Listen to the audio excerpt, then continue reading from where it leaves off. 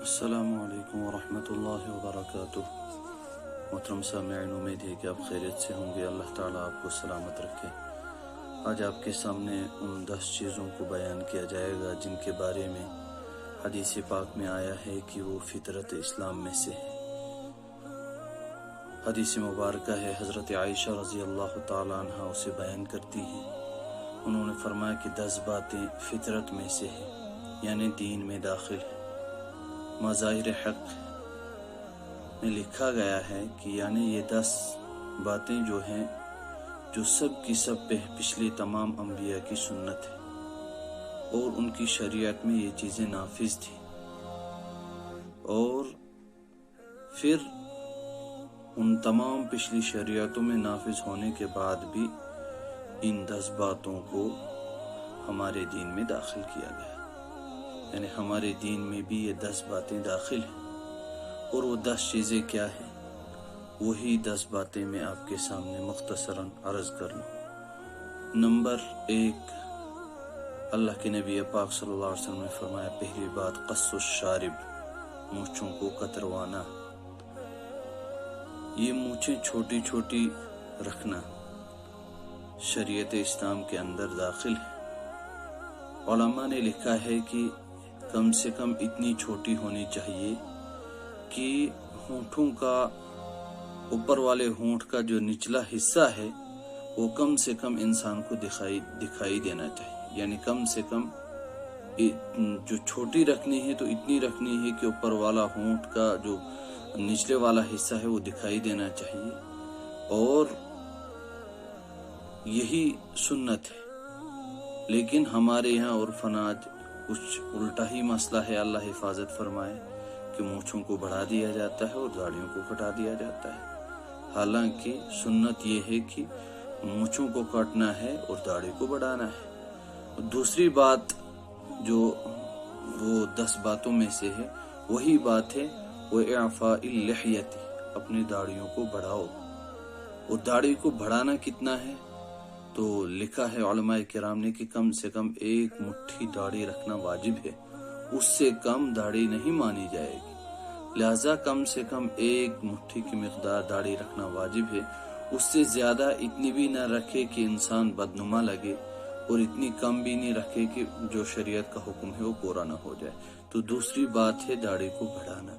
تیسری بات ہے السواک، مسواک کرنا، کہ مسواک کرنا تمام علماء کے نزدیک سنت ہے، اور مسواک کی بڑی فضیلت ہے کہ اللہ تعالیٰ کی رضامندی میں ایک چیز یہ بھی ہے کہ انسان مسواک کرے، اور اس کی بہت فضیلت آئی ہے۔ اتنا بھی آیا ہے کہ مسواک کرنے والے کو مرتے وقت کلمہ نصیب ہوتا ہے۔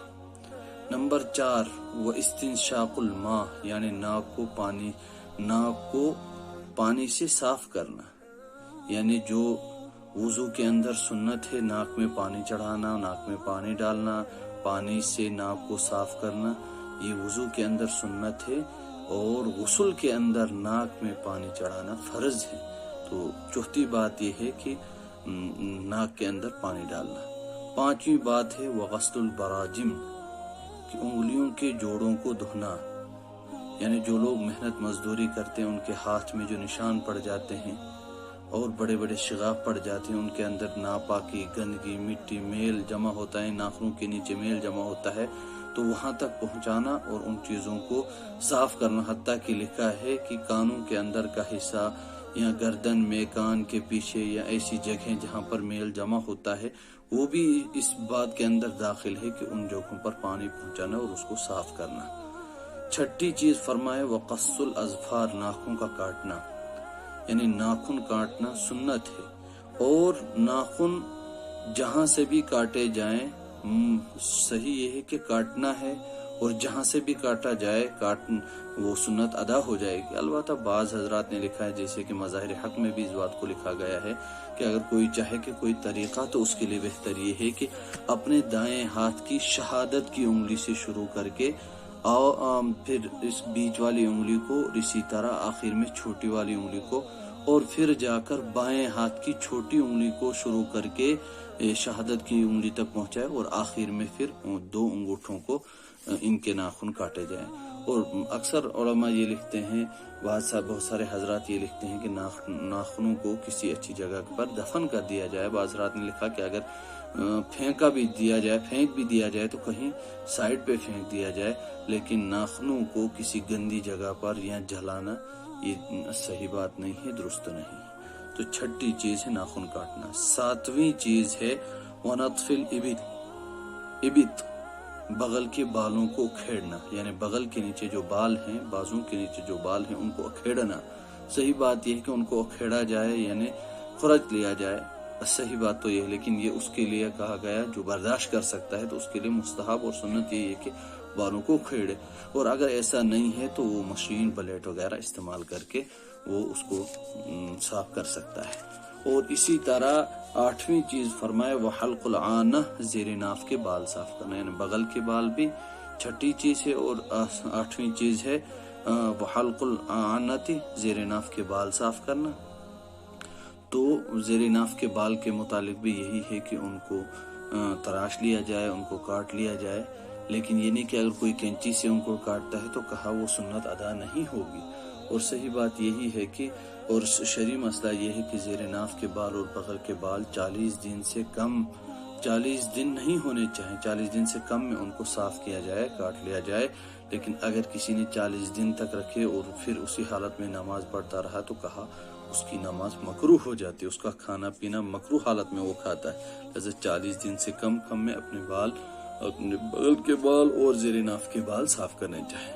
اور اسی طرح 9ویں بات فرمائی وہ انتقاص الماء، یعنی پانی سے استنجا کرنا، یعنی استنجا کرنے میں جب پاخانہ پیشاب سے انسان فارغ ہو جائے تو پانی کو استعمال کر کے اپنی ناپاکی کو دور کر لے، یہ 9ویں چیز۔ اور 10ویں چیز فرمایا راوی نے کہ مجھے بھول گیا میں کہ 10ویں چیز کیا فرمائی، لیکن یہ خیال ہے کہ 10ویں چیز اللہ کے نبی پاک صلی اللہ علیہ وسلم نے فرمایا شاید المزمزہ، یعنی کلی کرنا، یعنی کلی کرنا، منہ کو صاف کرنا، تو یہ 10ویں چیز ہے۔ تو یہ 10 چیزیں فطرت اسلام کے اندر داخل ہیں، تو ہمیں چاہیے کہ ان 10ویں باتوں کو، چونکہ یہ 10 باتیں وہ ہیں جو